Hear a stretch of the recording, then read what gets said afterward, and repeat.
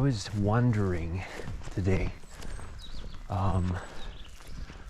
why is it so quiet? I was even laying in bed, and I was like, it's so quiet outside. There's like no cars. There's just silence, you know. It's so unusual for a Friday, right? And I was like, come on, it's Friday, or is it Saturday? Am I got it wrong? And then I was like walking through the road, and there was no car whatsoever. And I was walking uphill, and then it hit me. Oh, right, because it's Easter, of course. So everyone's sleeping in, nobody's getting crazy and driving there and back and forth and trying to be on time to their work and so on, and getting their kids to the school because everything is closed, I guess, and nobody's working. I am working today, by the way. I don't have holidays. One of the perks of being an entrepreneur. Yeah. So I'm definitely working today. I don't care really. I mean, I don't know. I feel like for me, holidays and all these kind of things, they ended up for me when I was like, well, last time I enjoyed these was probably when I was at school, you know, which is, it feels like ages ago. And since then, as I told you, for me, Saturday, Monday, Wednesday, holidays, Easter, whatever, it's all the freaking same to me, you know. But it's nice. It's nice that the rest of the world kind of goes into that sort of hibernation during these times, and you have such a peaceful experience and peaceful life throughout these, you know. It's pretty cool.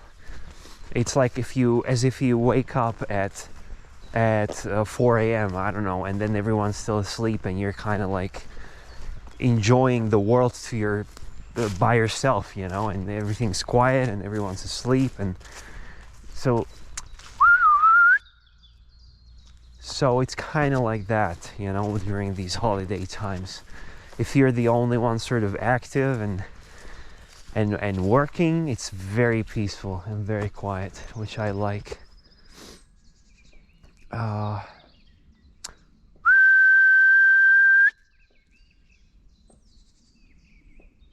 Right.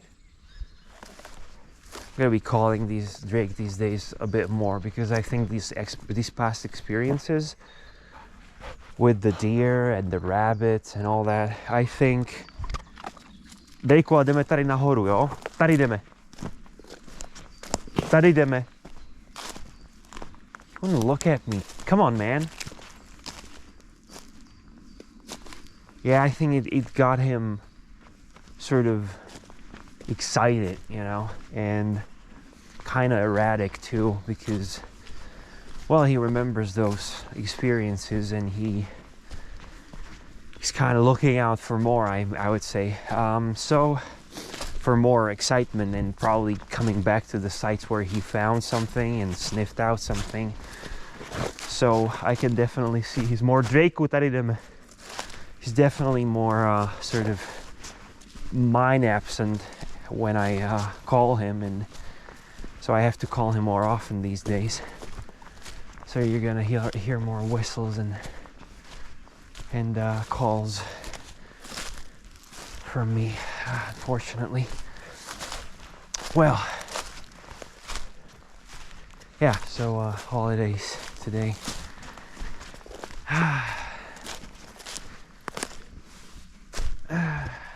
I mean, if you're one of those people that enjoy holidays, then, you know, enjoy, have fun. Good for you. Yeah. Not a holiday person in general, like all the Christmas and all that. I really suck at those. I just don't like it. I don't enjoy it, really. And I'm not really looking forward to it in any way.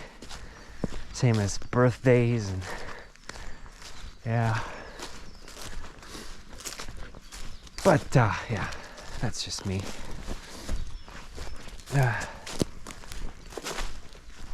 Well. Ooh.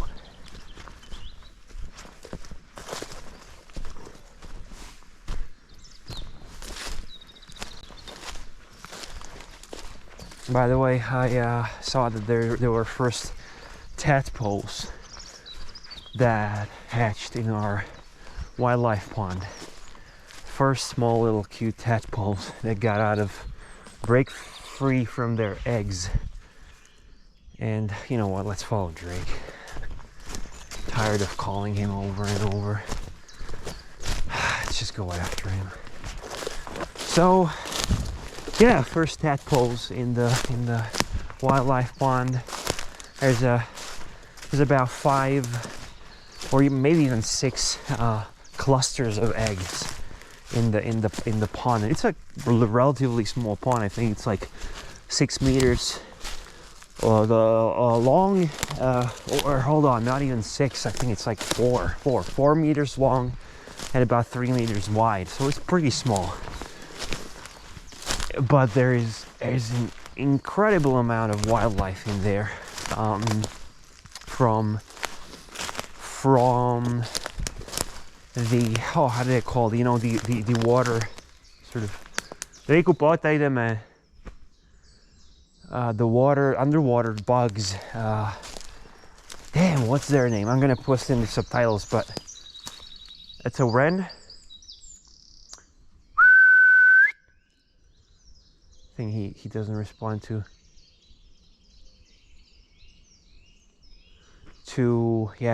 whistles. He responds the best, to be honest. It's sharp. But as you can see, he does not give a shit yet again. Oh my, sorry, excuse my language, but I'm really tired, and you know. Yeah, and he does listen. I mean, you've seen in all those videos when I call him, he comes, I give him a treat. But sometimes he just like, don't matter, I could do a freaking headstand and juggle, you know, and I don't know what, but he wouldn't notice me at all, and he just wouldn't come. Yeah, and he didn't even stop for a treat. Like, he's completely gone, you know, his mind is just on the ground, in the ground, you know, with the tracks and smells, and he just does not pay attention. Well, now you're gonna wait for me, huh? Because there are brambles. Oh, yeah, that's great. Yeah, of course, because he hates brambles. Unless on the other side is a rabbit, then he goes through all the brambles, and he's got thorns all over his body. Well, but there has to be a rabbit for that. By the way, check this out. See how it's sort of polished? That's one of those spots where the deer and boars come. There's even the pieces of mud here. Come and scratch themselves. So these are like a scratchers. And there is another one also, as you can see, quite polished. And there is another one here, also polished on the side. So they're using these rather sharp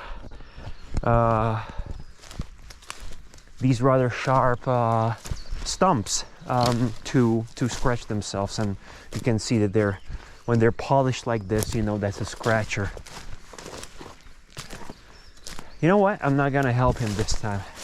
You know, if he can run through a field of thorns when there's a deer and then there's a rabbit, well, I'm sure he can make it through on his own. I'm really, really, really tired.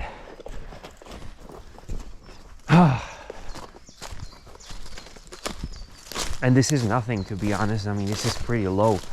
If you would see some of the brambles he was getting through, I mean, you saw the ones when he was chasing the deer. Those were insane brambles.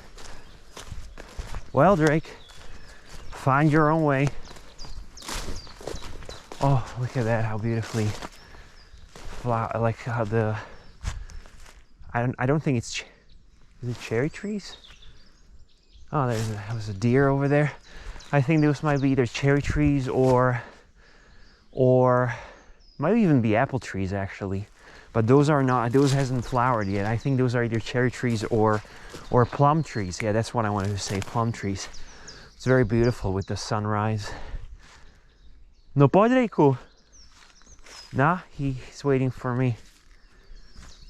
Well, let's try and walk further if he's gonna.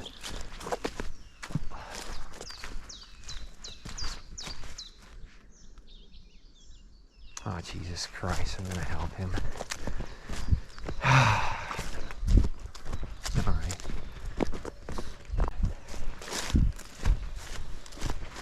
Oh, and it smells beautifully. I have my nose congested and I took my napkin again because I had to wash my pants and my clothes from the deer because it had poop all over. So I had to wash it. And therefore I took the napkins out, and now I don't have them anymore, or again. And and my nose is congested, but I can smell the cherry / plum trees. And I don't want to sniff. I'm trying to, you know, control it now, so that I don't annoy you with the sniffing, because I sure annoy myself with it. Let alone someone else. Oh, there's a chiff chaff. Chiff chaff, chiff chaff, chiff chaff. This. Yep. A chiff chaff. And we still haven't heard the blackcap, which is interesting. There's a robin singing from up over there.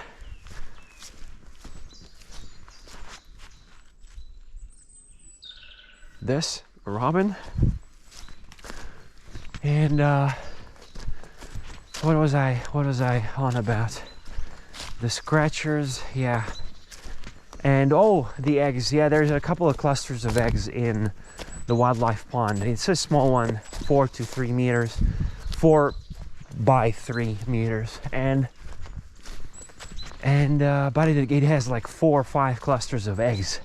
So there will be hundreds and hundreds of tadpoles in about a week or two. And there are already first ones hatching. Most of them are frogs, some of them will be toads. And where the hell is he again?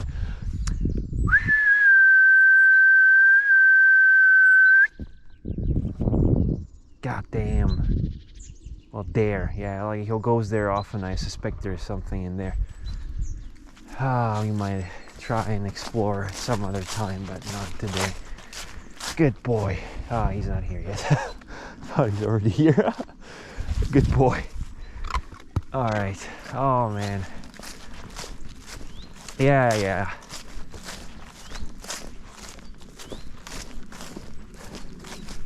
Well, so yeah. First tadpoles. Their water lilies are getting ready. I think they're gonna. No, I don't think so. I definitely know that they'll bloom, but I think I saw a flower slowly rising from the bottom of the pond. So there'll be water lilies flowering. Yeah, like if you can have a wildlife pond on your garden, I wholeheartedly recommend it because it's so satisfying to watch and to interesting sounds to watch how it develops, how it comes to life, like, and see all the diversity in it. And you can plant all sorts of beautiful water plants in there that flower in the spring and throughout the summer, and it's just such a bliss to have a wildlife pond. And if you really love nature and you love wild nature, then wildlife pond is absolute must-have. It's really amazing thing, and it doesn't have to be big. As I said, you know, it can be as small as mine. It can be even smaller. Actually, I saw people doing even smaller wildlife ponds. You know, I don't know, 2 by 2 meters, something like that, and that's enough. You know, for wildlife, any small surface of water that you will provide that is somewhat, deep, and it has, sort of a shallower bank, and it has parts which are more deep and parts that are less deep. So just a nicely balanced sort of a pond. Wow, look at that! It's pretty beautiful. Wow, love it. How the hill is illuminated by those sun rays. Very, very beautiful contrast. So yeah, but it doesn't have to be large, by area. It doesn't have to be that big. It can be really small, and you will be amazed how many. By the way, there's a yellow hammer. I don't know if you can see it on that branch, but its yellow head is shining, really. And now it showed the whole body. Look at how yellow it is. It must be an old male. They usually achieve this bright yellow color because they're, older, and also that yellow color is obtained through keratin. Like it's actually acquired from their diet. Unlike some other colors out there, yellow is one of those colors that you sort of like, for instance, flamingos, they get their pink from those crustaceans that they're eating, and their diet. So the pinker they are, the healthier and better their diet is. And same goes for birds like yellowhammer. So that is a keratin sort of based color in their I was gonna say fur, but in their feathers. So it's not a structural color like blue, for instance, which is actually made by or created by a refraction of light. So it's not an actual dye that is, that would be blue, but it's a structural color created by a reflection of light, essentially, and bending of light rays and all. I'm not an expert in that. I really sucked at physics and everything, like mathematics, and I was so bad at school. I was like barely making it through, really. So I'm not the right person to to talk about that. But I remember a chapter from a very cool book about structural and pigmental colors, and I remember blue is a structural color, unlike, for instance, yellow. So yeah, but the wildlife pond doesn't have to be big at all. It can be pretty small, and you will see. And he disappeared off again. Drake just ran into the woods, and sorry, I'm gonna whistle again.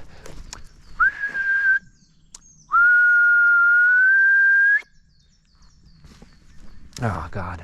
Well, what was I saying? Yeah, it can be small, and you will be amazed how such a small, like, it could be a little small, even like a small puddle, and how much of a difference that will make. If you're make it so that either you have a plot of land where the water will be held naturally, or you will have to use the foil and sort of the specific lining to the bottom of the pond so that the water is held in there. But once you do that, once you prepare that, or if you have that kind of a ground somewhere in your garden that can hold the water, and you can just refill it from time to time, then you'll be amazed how many species that will attract. And sorry, I'm gonna whistle again.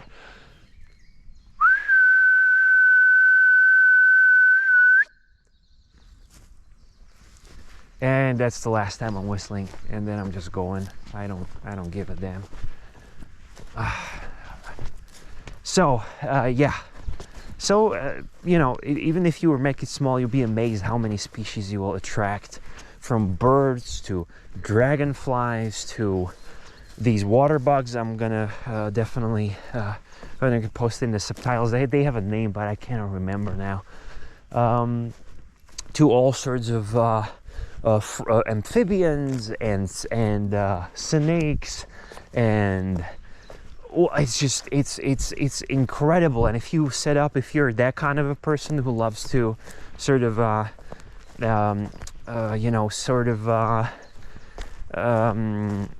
how do you call it? Well, observe, then if you put a camera in there, either live camera or a photo trap or something of that sort, you will be absolutely mind blown how many species and how many animals will use that little bit of water throughout the year. How many birds will come to bathe and drink in the summer? How many different species of animals will come around during the night, in the day.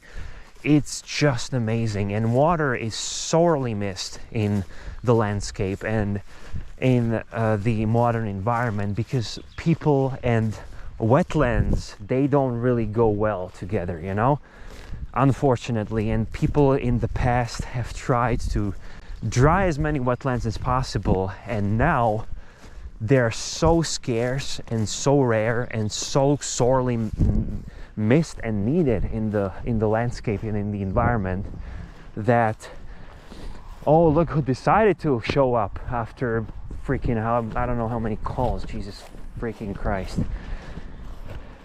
No, Driku, teď ti nebudu dávat do brudku, no. You're not gonna get a reward now, buddy.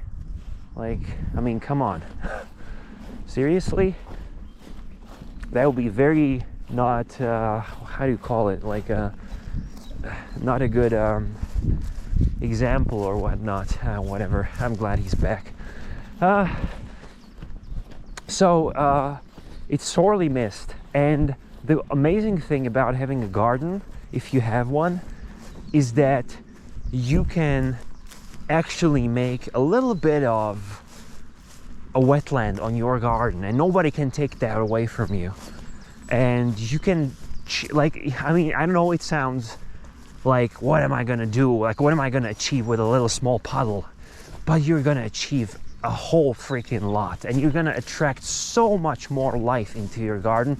If that's something you're after, of course. Maybe you have a park-like garden and you're not really interested in having a wild garden and having more species in there. But if you do, then wildlife pond, and it can be a wildlife puddle, hell, it can be really just a little bit of water, that will make such an incredible change. It's a game changer, truly, for attracting more wildlife and more life into your garden. And just imagine if everyone would have a little bit of a puddle or something like that on their garden, how much,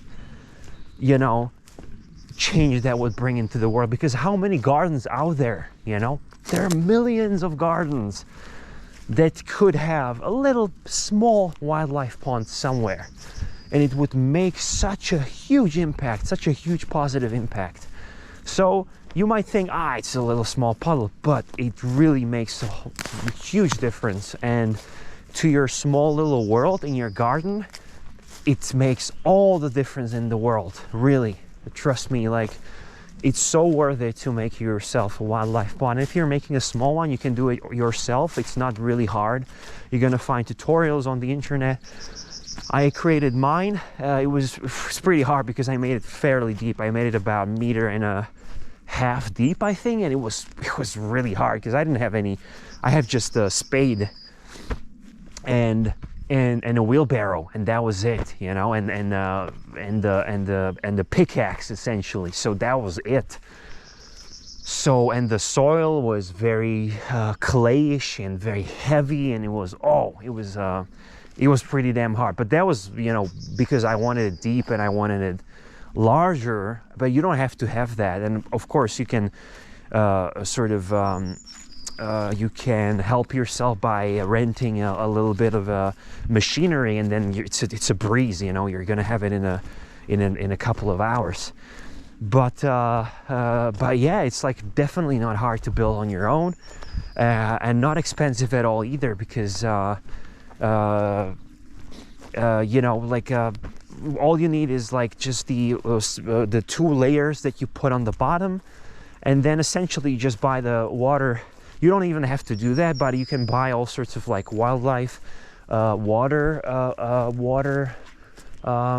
what you call it, water plants, such as water lilies and all sorts of like wild water plants that can inhabit your pond, and they can balance the sort of, well, they can clean the water, you know, they can sort of put oxygen in the water. They can put oxygen in the water and make it healthier, make it cleaner, and so on and so forth. So you can buy all these plants either online or like I bought them online. It was the best one because I found a store that had everything. So I bought it online, and it's such a bliss. It's such a bliss to have a wildlife pond, and I can't stress this enough. It's really awesome. And the best part is when you establish it, to then watch how it slowly comes to life. That is the most exciting part. And it's like the first year is like there is nothing more entertaining than that, at least for me, you know, like TV and video games. Right, this is 1,000 times better. Like seriously, it's like a live TV, and it's just such a satisfying experience because you feel like you've done something for nature and for all those animals out there, and you see how they're coming in. They got your invitation that you made by creating this pond, and they're slowly coming in. It's like a party sort of, and they're coming in, and then you see first frogs, and then you see first dragonflies, and you see first rare water plants. I mean, I had some plants that grew up there that were actually in the status of being endangered, and they just grew there on their own. It's amazing what can happen in that pond. And then you're gonna get all sorts of in the spring, your sorts of bees. You see how they're drinking the water, and birds, they're gonna bathe in there and drink, and it's just such a bliss. And by the way, make it somewhere where you can see it from your living room or from some of those windows, because you're gonna enjoy it so much more by observing it, you know, from a safe distance, sort of, or not safe, but like, you know, so that you don't spook the wildlife that's going to go there. And really, oh my God, it's really such an enjoyable experience. So I'm going to wrap this up by saying, if you have a garden and if you can build a wildlife pond, if you don't have it already, and if you love wildlife and you love bringing more wildlife into your garden, wildlife pond is the way. It's absolutely brilliant. So, you know, yeah, that was just my piece of promotion for wildlife ponds, because I really, really love wildlife ponds. It's amazing. And if you do that project yourself, it's such a satisfying experience, even if you don't. But like, if you do it yourself with your own hands, it's just incredibly satisfying to then watch and see all that life coming there and using that pond as their home, and seeing the diversity. There is, I can't even tell you how many species are there in those 4 by 3 meters of water. I think I counted like 8 different species of those underwater bugs, and so many different species of other like plants, and it's incredible how much diversity is happening on such a small area of water. And by the way, one thing I'm going to say before I'm going to end it up here, one thing I've learned is actually that wetlands and wildlife ponds and bodies of water like that absorb, and now I'm going to put it in the subtitles, but they absorb, I don't know how many times more of carbon than CO2. CO2. I'm sorry, I'm probably babbling right now, but they absorb, I think it's carbon. They absorb X times more carbon than forest and than any other habitat out there by a large, like I don't know if it was 10 times or even more. So that wildlife pond actually acts also as sort of a magnet and a filter that helps the environment in general, you know, and it helps the microhabitat that you will have on your garden. So it's like a lung sort of, and a filter as well. So that's something very fascinating that I've learned that made me love wildlife ponds even more. I'm going to post it in the subtitles what I mean and how much it actually absorbs and how much more than a forest it absorbs carbon. But it was very fascinating piece of information. So wildlife ponds are the way, and if everyone would have one wildlife pond on their garden, then I think world would be a much better place, which is an interesting point of view, I guess. You know, people usually talk about different topics in wildlife ponds making a world better place, but I think really, if every single person would have a wildlife pond in their garden, I think it would make a huge impact, and world would really be, by a small part, a better place. So I'm gonna end up on that, and I'm gonna sign off, and I'm just gonna say that I'm not gonna make any video on tomorrow and the day after tomorrow, and actually not on Monday either. So next 3 days will be no videos, and I'll resume on Tuesday. So that's just a little announcement. So see you on Tuesday, and I'm signing off.